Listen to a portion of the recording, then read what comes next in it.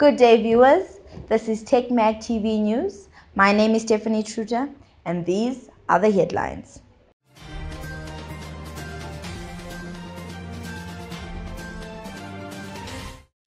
Mwonzora denies suspension letter.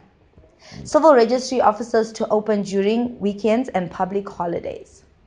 RBZ Govenor stops FCA funding fuel in Zimbabwean dollars. Teachers want total of 8.4 billion bill. And now in our top story, in a question asked by Sophia Mapuranga concerning a letter that followed the embattled MDC leader and his embarrassing loss, the MDC leader Mwonzora brushed aside the letter, saying the purported person is out of the country and it was most likely not them who had written the letter of suspension, and he still remains MDC leader. The letter you are talking about was apparently written by a Mr. Omani, who is Secretary General of the Zimbabwe People's First. We suspect that the letter is fake because Mr. Bomani is not even in the country. We suspect that it was somebody who is just up to mischief and so on. It's not an official letter at all. The Civil Registry Department will be working during weekends and public holidays during the 6-month mobile registration and Blitz, set to start on April the 1st and to end on 30th of September this year. The Blitz will be conducted at both static and mobile sites up till the end of September, and people can apply for birth certificates, death certificates, and national identification documents. The registration offices will be open from 7 a.m. to 7 p.m. during weekdays and from 7 a.m. to 4 p.m. on weekends and public holidays. The Civil Registry Department said the disruptions caused by the COVID-19 pandemic have necessitated the national mobile registration exercise. A statement issued by the department had said the Civil Registry Department wishes to advise the members of the public and all its value stakeholders that it will be conducting this national mobile registration exercise. This year's mobile registration exercise comes against the backdrop of the COVID-19 pandemic, which affected the issuance of civil registration documents. The mobile registration exercise will provide an opportunity for citizens to obtain national identity documents which enable them to register as voters in the upcoming 2023 harmonized general elections. And in our other local news, Reserve Bank of Zimbabwe Governor Dr. John Panonetsa has revealed that to TechnoMag, he has stopped the provision of fuel in Zimbabwean dollars through funds from the weekly foreign currency exchange auction. Manguchka will still find fuel in ZimDollars availability, but not through the FCA. The governor has instead come up with letters of credit which he will issue companies to access the facility through cooperation with the National Oil Infrastructure Company. The RBZ governor has ensured this facility is designed to discourage the abuse of the Reserve Bank of Zimbabwe foreign currency auction system. Government is setting up a separate foreign currency allocation platform for petroleum companies that sell fuel using the Zimbabwean dollar to increase the number of outlets doing so. Already, the government has invited petroleum companies to register under the scheme, with 57 outlets having listed. Fuel prices rocketed recently, going unstable as a result of global supply gaps caused by the ongoing war between Russia and Ukraine. Teachers from under the Amalgamated Rural Teachers Union of Zimbabwe have demanded 8.4 billion total US dollars salary bill for the 100,041 educators per month from the government. Artists wrote a letter dated March 21 to the Minister of Finance and Economic Development making the demands. The Secretary General Robertson Chere said the government has not yet fulfilled its promises on the agreed course of fees payment to teachers' children. He said it is sad to note that the above-mentioned benefits were supposed to be effective from March the 1st, and the fruits of this initiative were yet to be celebrated.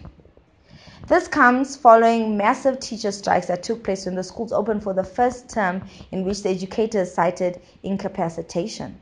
The government has yet to promise civil servants 20% salary increase on the Zimbabwean dollar component backdated on January the 1st, $100 per month in hard currency effective March the 1st, in addition to the $75 they were already getting. It is also promised to pay fees for 3 teachers' biological children. And in other local stories, Reserve Bank of Zimbabwe Governor Dr. John Panonet said the central bank was working flat out to eliminate the foreign currency auction backlog, which also is moving a target to achieve stability in the foreign exchange market. Speaking to Technomag, he said there is a need to bring stability in the exchange market, and there is $100 million that was released will substantially expunge a big chunk of the backlog, adding that the central bank will thrive to achieve the convergence of the two exchange rates to boost confidence. Many businesses seeking foreign currency are either using blank market rates to entice customers to spend forex or offer huge discounts for US dollar purchases. Most leading supermarket chains, including OK Zimbabwe, Pick n Pay, and Food World, have common knowledge that they are using rates ranging between 220 to 280 RTGs. In light of this, the RBZ governor hence released $100 million to clear a backlog of foreign currency allocations from previous auctions, as he revealed to Technomag. After it emerged, local supermarket chains are demanding up to 280 RTGs for $1. The Apex Bank introduced weekly forex auctions in 2020 to enhance foreign currency access by businesses and individuals, but it usually takes long for successful bidders to receive their allocations, causing exchange rate volatility. This is also forcing many businesses, including some supermarket chains, to openly peg prices using black market exchange rates to entice customers to use hard currency. And now in our regional news, armed people attacked a Kaduna-bound train carrying hundreds of passengers on Monday night in Nigeria. The train, which left Abuja around 6 p.m., was attacked between Katari and Rijana. The Kaduna state government confirmed the attack but said it was successfully repelled. One of the passengers aboard the train, Anas Ira Damusa, took to Facebook to request prayers for those on the train. He had said the armed people placed explosives on the train that damaged the train's engine. His first post was around 9 p.m. when this was said to occur. According to him, the bandits had surrounded the train and tried to enter the cars, but the doors would not open. More than an hour after his first post, soldiers had arrived and repelled the attack. Nigerian newspapers reported that there were 970 passengers on board the train. This comes just after yesterday we had a report about one of the airports being hijacked as well. Rwanda's Minister of Trade and Industry, Beata Habyarimana, has said business growth between Rwanda and Zimbabwe must be facilitated for the benefit of the region. She said this at an ongoing Zimbabwe-Rwanda Trade and Investment Conference in Harare on Monday. The conference follows the first one, which took place in Rwanda last year, and gives impetus to two countries' efforts to strengthen commercial ties and accelerate the implementation of mutual programs and projects. Speaking at the event, she commended the efforts by Rwanda Development Board and ZimTrade in forging business relationships between the two countries. She had said there was need to build on progress made from the last conference and facilitate businesses between the two countries. The president of Zimbabwe, Emmerson Mnangagwa, who was guest of honor, said trade volumes between the two countries must reach full potential. Zephany Zionkuru, the deputy CEO of RDB, said the partnership between the two countries was also important for other countries in the region. And now, in our international news, talks between Russian and Ukrainian negotiators to end the conflict have started in Istanbul.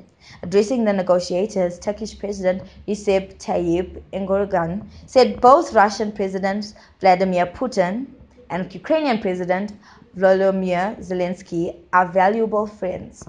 They stressed that they have entered a time when talks need to yield concrete results, calling for an immediate ceasefire. Scientists were shocked this month when a research station in Antarctica reported extraordinarily warm weather. The temperature at Concordia Research Station atop Dome C on the Antarctica Plateau, typically known as the coldest place on Earth, surged to an astounding 11.3 degrees Fahrenheit or minus 11.5 degrees Celsius on March the 18th of this year. The normal high temperatures for the day is around minus 56 Fahrenheit, which puts the March 18 reading at close to 70 degrees Fahrenheit warmer than normal. If the World Meteorological Organization actually tracked this particular metric, scientists say it would likely set a world record. It appears to have had the largest temperature excess above normal ever measured at an established weather station. While 11 degrees Fahrenheit is not warm by any stretch, it is unheard of in that part of Antarctica, and 70 degrees above average is similarly astounding. Scientists blame the climate crisis. With more than 60 years of data, this record is unheard of, according to Meteo France analysis. And now in our entertainment news, celebrated South African producer and artist DJ Maphorisa is flying to Zimbabwe to work with 13-year-old artist Andre the Vocalist. The young and talented musician, whose real name is Andreas Sibanda, revealed this on his Instagram account. DJ Maphorisa, who is currently on a tour in the United States of America, requested to rather travel to Zimbabwe to meet with Andrea the Vocalist because he wants the recording session to be special, according to a team, and there is going to be a huge surprise on the planned session, entertainment blog Earground has reported. Andreas Sibanda shot to fame in 2021 after he went viral on TikTok when his rendition of an old church song called Ndondana at 12 Apostles Church blew up. The video caught attention of South African musician Owe Qwana, who then announced that he would want to work with him.